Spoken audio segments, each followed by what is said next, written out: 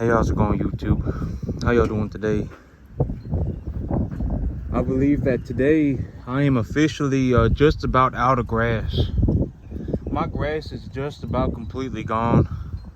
I need some water. It's been real hot here. It's been real hot, like 115 feels like heat. It's been real bad. The grass is curling up. It's just dry. Next week I'm supposed to be getting some rain. So my plan right now is next week I'll be drilling my field with pearl millet. Instead of reseeding with sorghum Sudan grass, I'll be reseeding it with pearl millet, because pearl millet, from my understanding, is supposed to be more drought resistant as well as more heat resistant than sorghum Sudan. So I'm gonna be re-drilling everything. I ain't gonna be re-drilling, excuse me. I'm gonna be reseeding the fields with pearl millet. And so right now these animals, I bumped their feet up just a little bit. These animals, okay, so when they're this size, right, when they're small, from the information, from the data that I have collected, when these animals are about this size, when the animals are about 2.5 weight up to about a 5 weight, if the animal puts on about 1.5 to 2 pounds a day, that animal is doing exceptionally well. So when they're this size, usually they're smaller than this when I bring them in. A little bit smaller than that when I bring them in. But when I bring them in and they're that size, this is the calf with the abscess on her face. But when I bring them in at that size, especially if they're bawling, if they're from a cell barn and they're freaking out, I'll keep them in a pen. I'll keep them in the working pen until I am absolutely positive that they are eating 2% of their body weight. They have to eat 2% of their body weight before I'll let them out, because if they don't eat 2% of their body weight for 2 or 3 days, that's an emergency situation. I may need to grab that animal and bottle feed it until it starts picking up on the feed. Because a lot of times, okay, so when these animals, when they're small like this and they're not eating 2% of their body weight, they're freaking out, and they're freaking out looking for their mama. And they're that small and they're not eating 2% of their body weight, what will usually happen is that they will develop pneumonia. So these cattle, they will develop a BRD, some kind of a bovine respiratory disease. And these cattle, okay, so these cattle, even when they're bigger, like if I bring them in even this size right here, if I bring them in, let's say I bring them in and they're about this size right here, they could still be freaking out, bawling. These calves, you know, if they're freaking out when they get to a new farm, need to keep a real good eye on them, because if they're freaking out, need to make sure they start eating. Because a lot of these calves, when they're freaking out, what they'll do is they'll run around the perimeter of the fence. So they'll follow the fence and they'll just run around the entire farm. They'll just keep doing that all day. They'll just keep doing that, and it'll wear them out. If it's hot outside, it'll dehydrate them. They'll just run around freaking out the whole time. And eventually, and usually by about day 2 or 3, they'll drop dead. They'll get sick, and they'll get real sick, and then pretty soon, right after that, they'll just drop dead. And so these animals, you know, when they're small, when they're this size right here, when they're smaller than this right here, up to until they're about a 5 weight, I feed them 2 to 2.25% of their body weight. And if they put on 1.5 to 2 pounds a day, if they put on about 50 pounds a month, they're doing real good.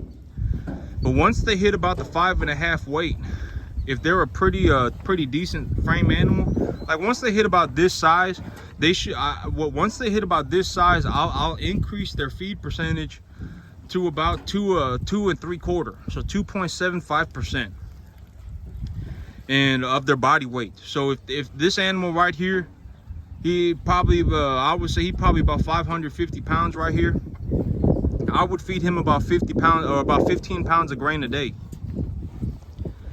Or if I'm not just straight grain feeding these animals, like if I have them on grass, the way I do it when they're on grass is I let them graze for I keep an eye on them when they graze, and I let them graze, because eventually these cattle, if they're hungry, their eating habit is different than when they're kind of starting to get full.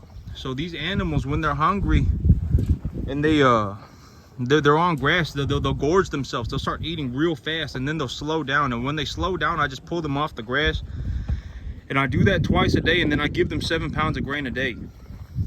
Let me turn this water on for these animals. Give me 1 second. But that's usually what I do. Give me 1 second. I'll reach in here real quick.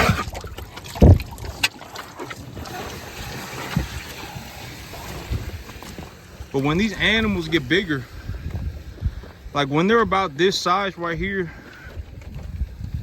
you know, so this, I would say that this is about a 7 weight animal right here. Trying not to, oh man, they just knocked the hose out of the, give me 1 second.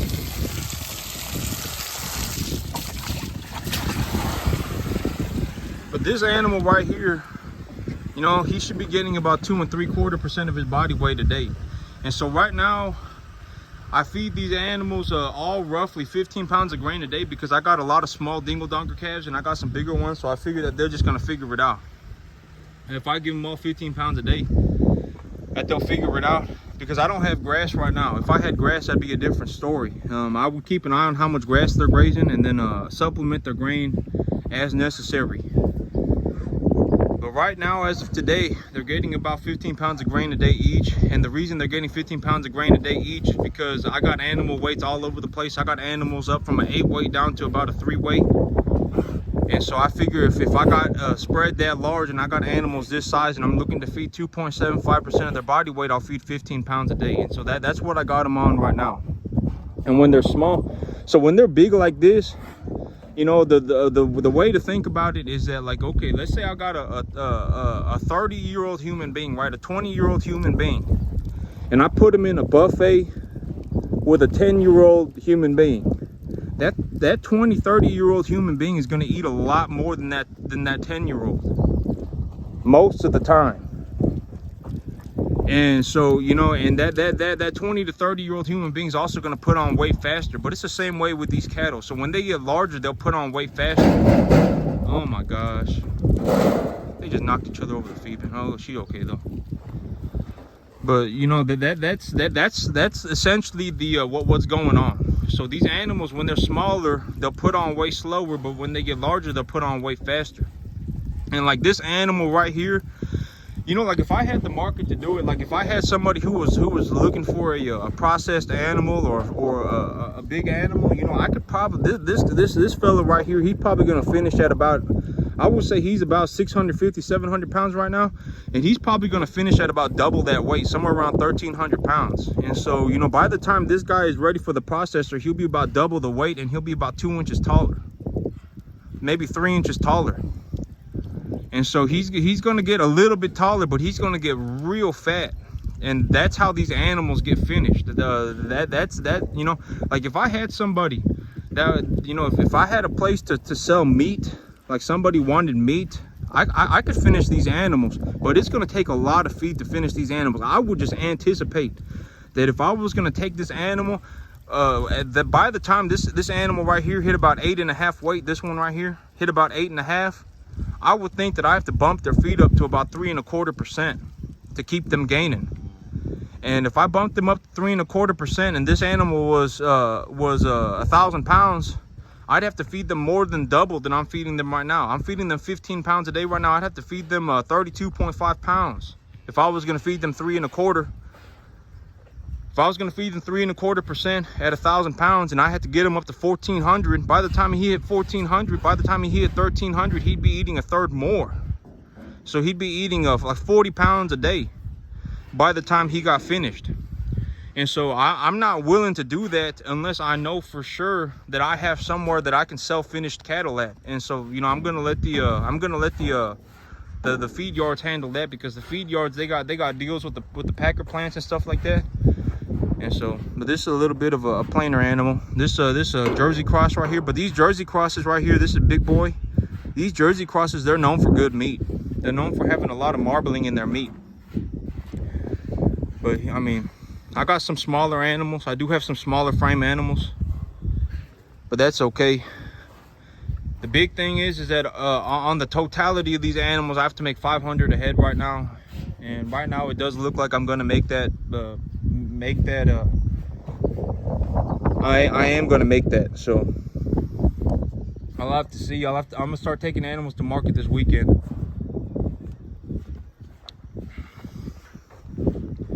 But this weekend I'll be drilling my field with pearl millet. I decided I'm going with pearl millet instead of sorghum Sudan grass. I'm just keeping my, well, I'm gonna have to see, but I realistically need about 2.5 inches of water right now to keep a stand of grass growing for about a month. My ground is extremely dry. I need about 2.5 inches of rain. So I don't know if that's gonna happen next week. We're in summertime here, and it's gonna be a summer rain. I don't know what's gonna happen, but we had a very, very, very dry June. So maybe it'll happen, who knows. But if I need about 2.5 inches of rain, if I don't get 2.5 inches of rain, I'm gonna need to start thinking about bringing in some more grain. Because right now I got about 2/3 of my grain supply left. And yep, I mean, I still got plenty of grain left over. But if I don't got any grass, these animals are gonna be on straight grain. But when these animals are small, I forgot to mention, when these animals are small, I put them on a 14% protein feed with about, I keep them on about 15% fiber at all times. Somewhere about 12 to 15% fiber is what I keep them at all times. And then when they're small, I'll feed them on 14%, 15% protein. And when they get larger like this, I'll feed them at a 12 to 13% protein. So like this animal right here, this is a good looking animal right here. This animal is one of the ones going to market. So when you know, this is, you know, he needs to get a little bit bigger to get about his size, but this is another good looking animal right here. But when they get about this size, I'll drop their protein to about 12, 13%. And I always keep their fiber at about 12 to 15%. That's usually what I always keep their fiber at. And so, yep, that's their feed. When they're small, they get a little bit more protein. When they're older, they get a little bit less protein. I keep the fiber steady. And these are the little black Angus heifer calves. But yesterday I was looking at a property. A property just popped up, and I took a look at it, and I really just kind of got a a dose of reality yesterday when I was looking at this property and what I need to achieve to be able to buy a new property. And yesterday I was looking at this property, and I was asking the owner if they would be willing to sell or finance it, or if they'd be willing to give me an option to buy from 3 to 5 years. And the seller was telling me that they're looking to sell the property quickly so that they can take the money and buy another property.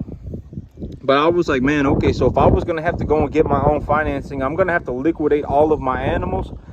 I'm going to have to pay off all my debt so that my credit score goes up, because right now I have debt up to my eyeballs, but the bank won't give me any more money. And so I have a tremendous amount of debt right now. So if I was going to look to buy another property, I'd have to liquidate my herd, pay back my debt, file my income to show the bank that I'm making money, and then leverage it. And so I was thinking about it yesterday, and I was like, well, this property that I'm looking at, it ain't really worth going through all that quite yet. But by the end of the year, I need to look into having all that ready, because my big plan was to buy property by the end of this year or the early of next year. That was kind of my plan. But yesterday, a property just happened to pop up on the market that was real close to my farm, and I went to go take a look at it. And well, I mean, you know, this property, I ain't gonna go through all this this hassle right now to go and buy that property. But you know, if I were going to buy property, that's what I would need to do. And so, you know, there's a lot that needs to be done by the end of the year too. I got a lot of things to do that I need to get done within 6 months for me to be able to leverage my income that I make on this field to purchase a new piece of land. And when I purchase a new piece of land, as long as I'm able to cover a majority of the debt service from the income that I make on this land, I won't need to make very much on the new property to make it profitable. And then all the extra money that I make, I can put into my pockets. Because here's the reality of the situation when I pencil out the numbers, okay? When I take a look at the numbers, let's say I can make $20,000 a year here, right? And I take that loan and I take that money to the bank, and the bank gives me $500,000, and they say, okay, you owe me, let's say $30,000 a year, right? But if I have $20,000 a year covered from this farm already, and I take a $500,000 loan for $30,000, and I take that $500,000 and I borrow and I buy 75 acres or 50 acres, that 50, 75 acres is going to produce an income. And if I buy 50 acres, let's say, and it produces a 5-fold income of the income that I make here, that's $100,000. And so I'd be netting a profit of almost $90,000. You know, if I combine my farms, I'll be making a net profit of almost $90,000. And so that's where that, you know, this right here, this is an opportunity for me to figure out how to make money. But if I want to make money, I'm going to have to leverage the income that I make on this property for a large piece of property. And then I'm going to have to essentially scale my cash flow. But, you know, when I buy my new farm, that's the big opportunity for me to make a lot of money. Right now, I'm figuring out how to make money here. And I'm relatively certain, like this animal right here, I would, if I made less than $500 on this animal right here, I would be pissed. This animal, he's a good looking little steer, you know. It's a good looking little steer. He's going to be ready to go to market in about 2 months. And he just about there. I'd like to see him get a little bit bigger. Just a little bit taller. But that's it for me today, YouTube. Y'all have a good one.